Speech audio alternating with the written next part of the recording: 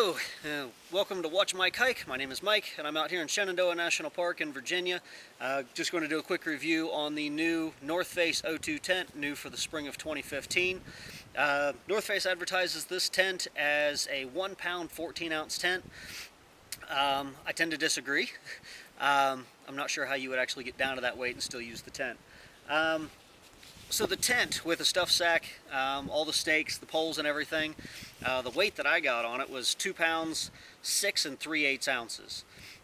So just for the numbers, let's round it down to 2 pounds and 6 ounces. The two poles that are on the ends, which they claim that you can leave behind and replace with trekking poles, if you left those two behind, you would save 2 ounces. The stakes that they come with are these DAC right angle stakes.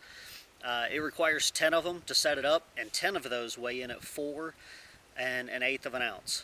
I have replaced them with the MSR carbon core stakes, which 10 of those are over 2 ounces lighter at 1 7/8 ounces for all 10 of them. So if you left the stakes behind, the poles behind, and the stuff sacks, which altogether equal an ounce, you're still at 1 pound 15 ounces. So I'm not sure how they got to 1 pound 14, and well, you still need stakes to set it up. This is a nice tent. It's labeled as a 2-person tent.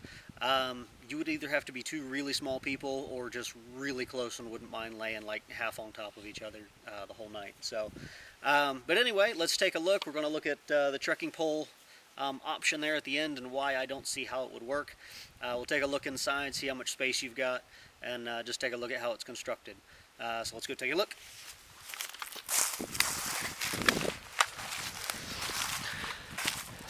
So they claim that on the ends here that you can leave these pole sections behind. Let's see if I can get a decent angle here.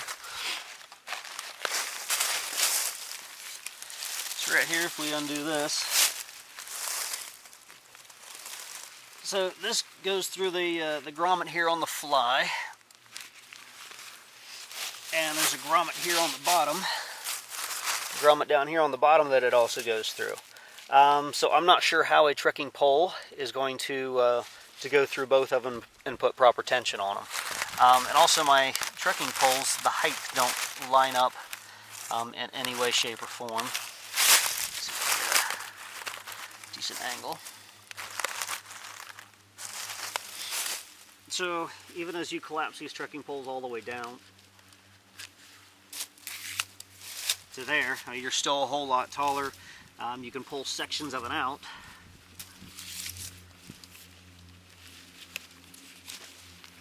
But even at that, you're still, this one's too short, the next one's too long, and then either, and at no option can you stick it into the 2 grommet holes. So it is 2 ounces for these 2 end poles, and I don't see any way to leave them behind with the poles that I have. Maybe there's another option out there that I don't have. So let's go take a look inside and see how much room we've got.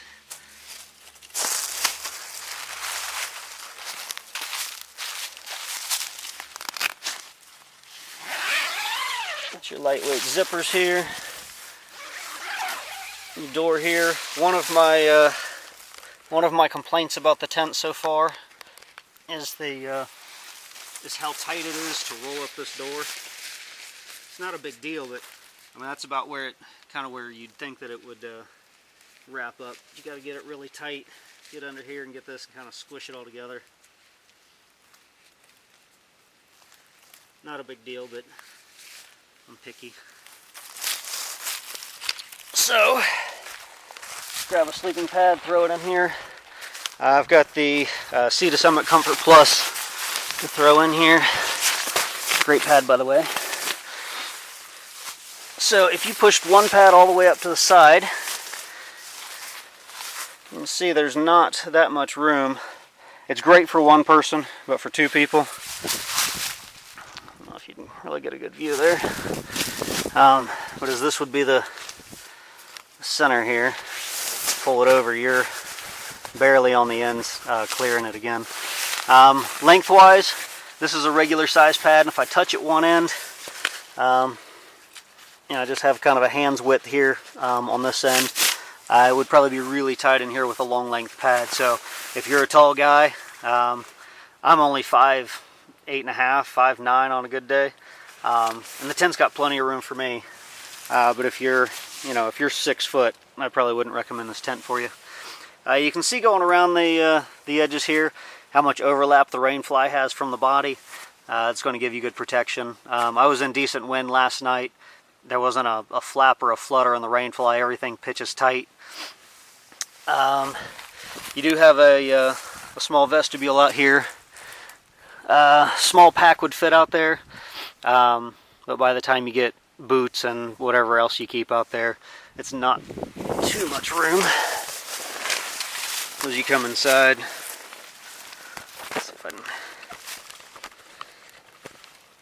A lot of camera shake, I apologize. Well, I apologize for the break in the video. The battery on the camera died just as I was sitting down on the tent. So anyway, I'm here in camp this evening, a little later in the day, different location. Anyway, back in the tent. Here's my shoes in the vestibule, got enough room. Keep my stove there. Camp shoes, once we zip it up, you can see how much room you've got on the inside. So once you get inside the tent, the only storage pockets in here are up here on the top.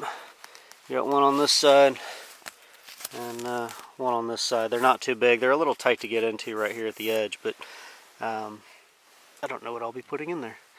You do have a little tie-in here and here. You can run a line across and hang stuff from it. But I think that is all I have. Let's see how much room I got in here.